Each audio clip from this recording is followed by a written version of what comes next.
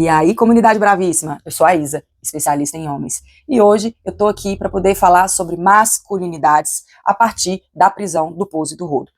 Para quem ainda não sabe, a minha especialidade, ela nasce de um mestrado aliado a uma pós-graduação, onde eu estudo gênero, masculinidades e segurança pública. Essa pesquisa, ela é realizada com adolescentes homens, onde eu procuro entender ali com esses jovens por que eles aderiram à criminalidade e se isso tem alguma coisa a ver com a construção da identidade masculina deles. Para quem não sabe, mais de 95% dos jovens privados de liberdade são homens. 99% das pessoas assassinadas pelas polícias brasileiras também são homens. 95% do sistema prisional, homens. 95% das pessoas assassinadas, homens. Então, diante dessas informações malucas de tanto homem morrendo, mas ao mesmo tempo só homem matando praticamente, eu fui entender o que crime e violência tem a ver com masculinidade. Então eu vou dividir com vocês um pouco da compreensão do que é masculinidade hegemônica, masculinidade subalternizada e como que isso funciona socialmente a partir, então, da prisão do artista Pouso e do Rodo.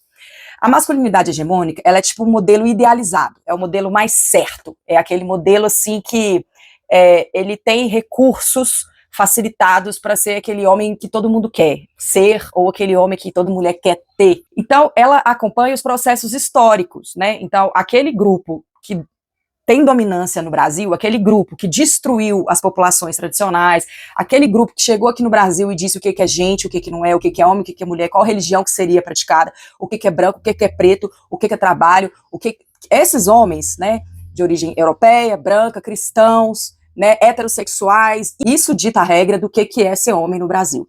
Hoje isso está necessariamente ligado ao poder econômico, à força do capitalismo global.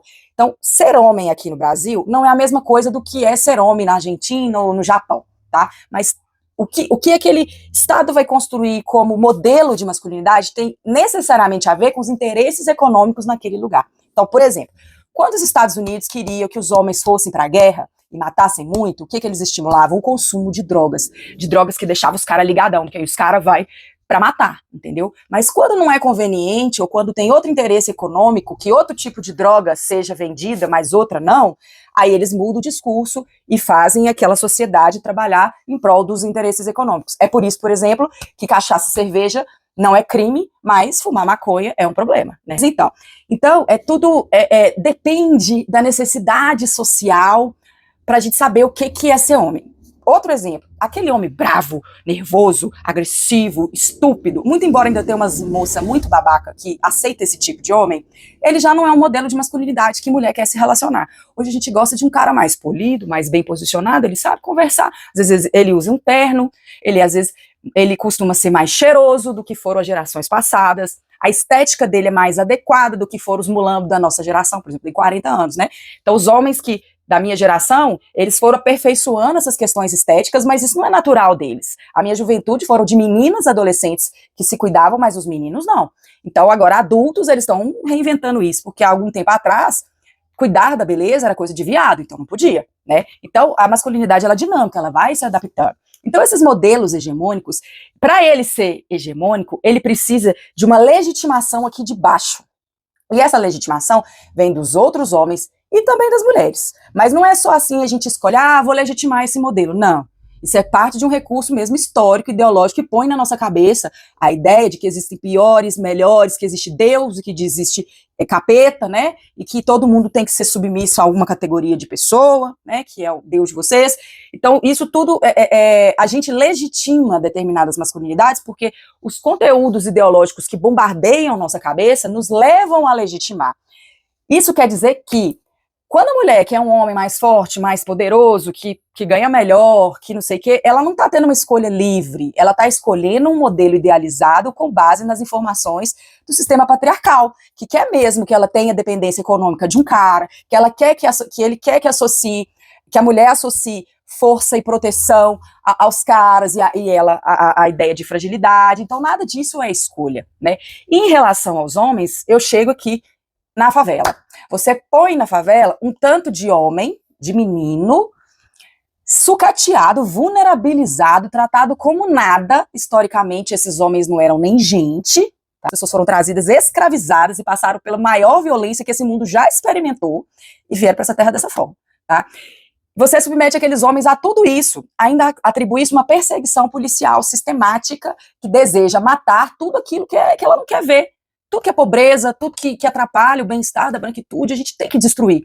E esses homens das favelas, esses homens de contextos periféricos, eles resistem. Eles não são humilhados historicamente para cima. E aí eles se impõem.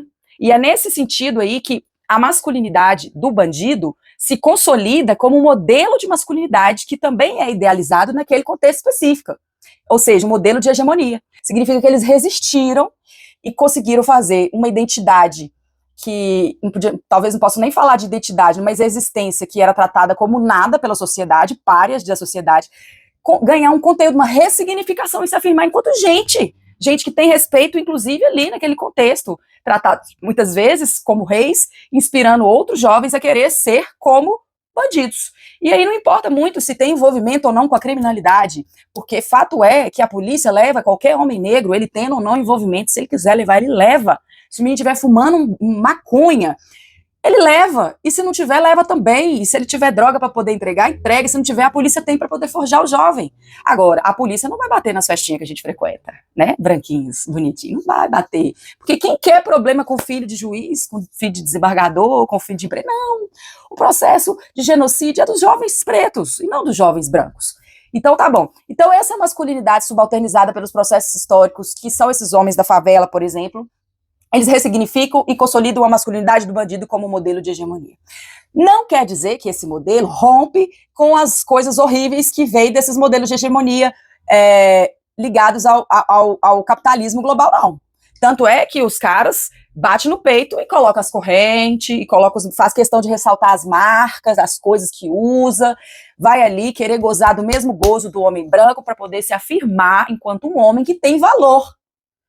Então esse homem aqui, que às vezes ascende socialmente na favela, vai consumir os produtos que esse homem aqui de cima, de fora da sociedade, esse homem de fora da sociedade tentou matar esses homens aqui, ele resistiu, e para mostrar que ele é gente, ele incorpora coisas parecidas com esse aqui, para poder se mostrar no mundo dessa forma, e ser gente, uma gente respeitada.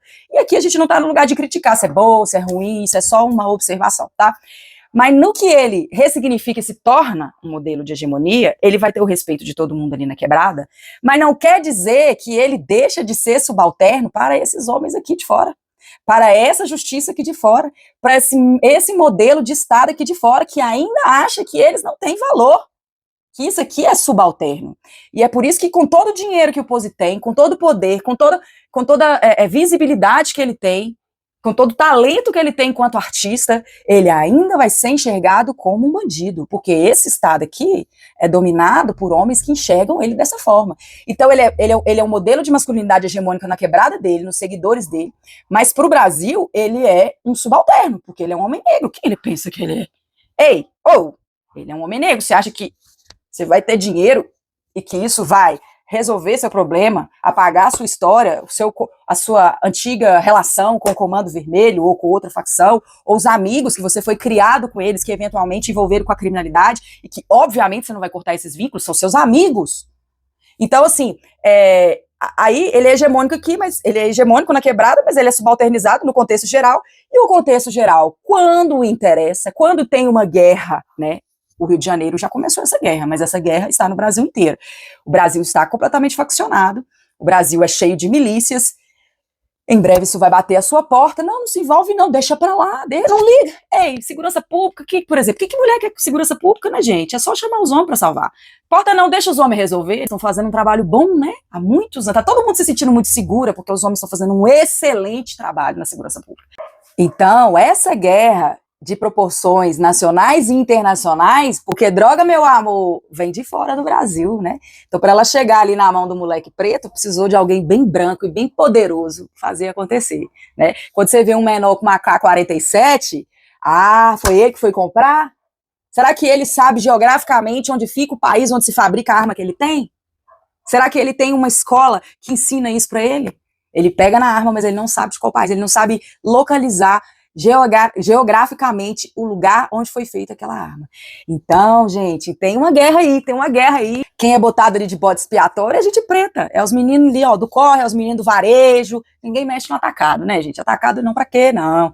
Então é aqueles meninos ali que alimentam a nossa ideia de que o crime aumentou demais, nossa, que medo, como eu vou fazer para sair de casa e levar meu filhinho pro colégio particular agora, se a gente não pode mais ter paz, porque o crime não tá dando paz pra gente, né? Olha aí no seu condomínio, porque muito possivelmente quem tá mandando matar lá na favela é seu vizinho. É só você pedir ele pra parar. Ei, para aí, velho, para aí, Zé, vamos parar com essa porra toda.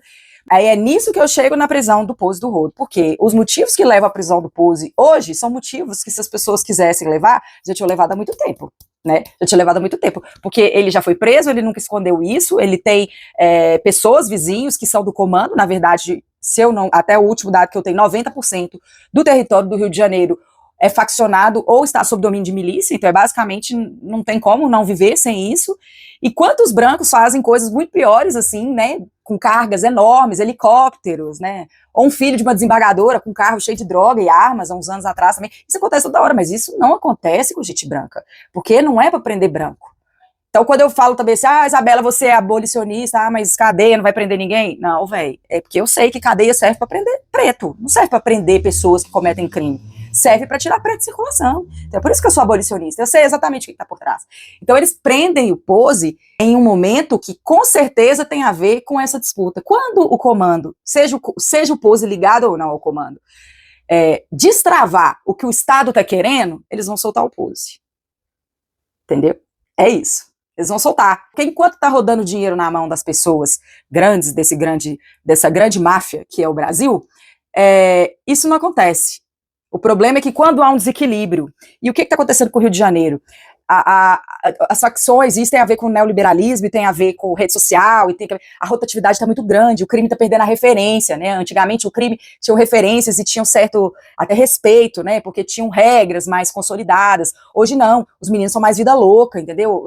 Rotatividade, morre um, vem outro, morre um, vem outro. Então, assim, tá uma loucura, assim. E toda vez que tem algum desacerto nessa ideia de crime, as facções entram em guerra. Né, eles resolvem, matam alguém para poder resolver alguma coisa, manda prender alguém para poder resolver outra coisa, tá?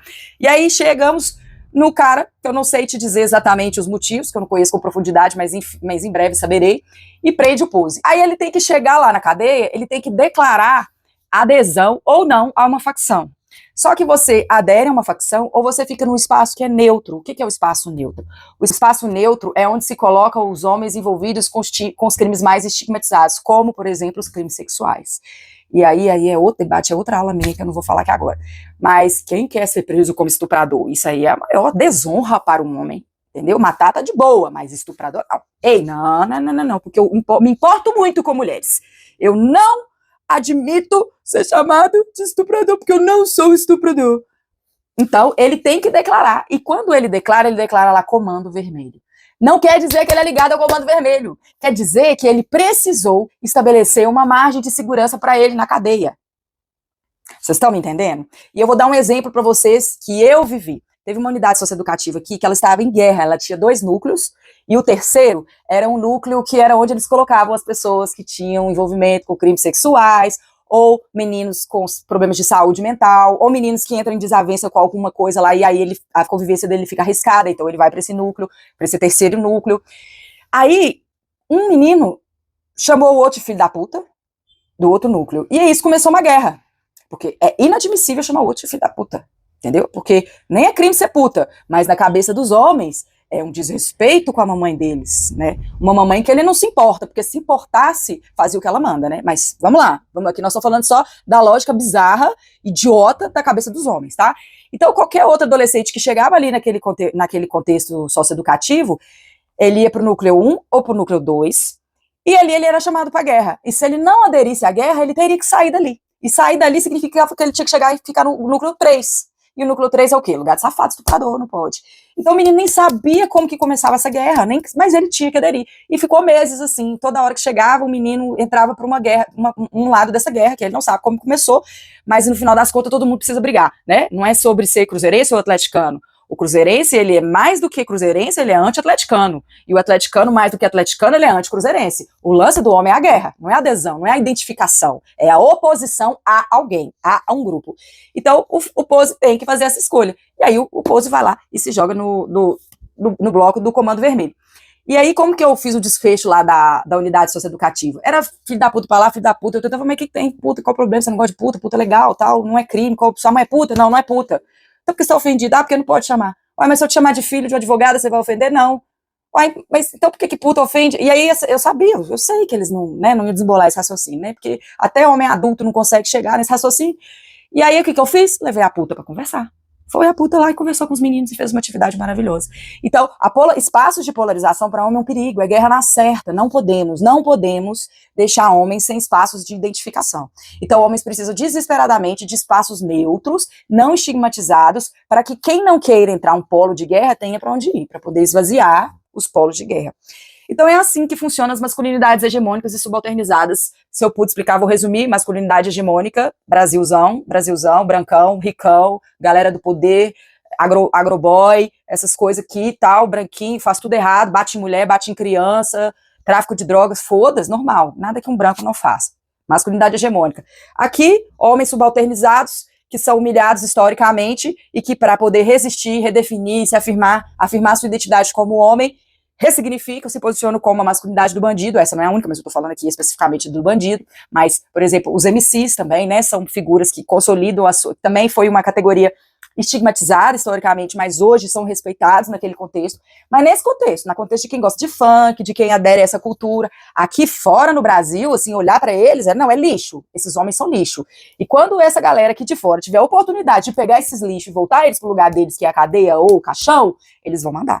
Então é por isso que eu chamo todos os homens, principalmente os homens negros, a olhar a luta coletiva das mulheres negras, que elas já estão cantando essa pedra, ó, há anos. Então, quando você ficar aí se acendendo individualmente, em vez de você pôr a porra de um cordão de ouro no seu pescoço, ficar baixando a juju e não sei o que, reloginho de não sei quem, você escuta as mulheres pretas que elas estão falando que sem luta coletiva não existe emancipação. E vocês, MCs, que têm uma puta de uma projeção, um puta talento, vocês são um cara, assim, genial, mas faz escolha bosta porque tem necessidade de se associar a ideais de masculinidade, ao invés de entender que seu lado é do lado das mulheres. Não tô nem falando de mim não, branquinha safada, não tô falando de mim não, tô falando da mãe preta, das mulheres pretas da quebrada, das mulheres que são organizadas, que vocês não escutam, porque vocês estão numa medição de piroca pra saber qual carro que é mais cabuloso, eu subi na vida, porque agora eu tenho carro igual dos brancos.